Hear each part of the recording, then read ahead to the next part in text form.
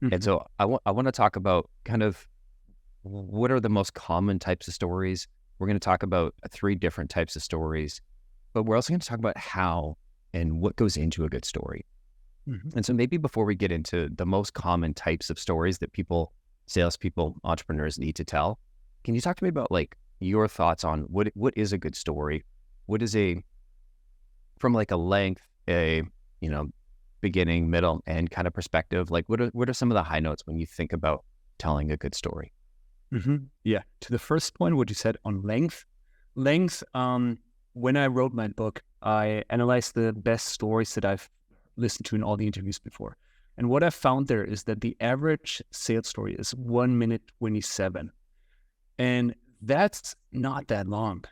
And when you think of your sales story and you go about it in 3, 5, 10 minutes, sure, maybe if it's an incredible story, you can do that. But otherwise, it should be a fairly short story. It should be a relatable story where the other person can see themselves in.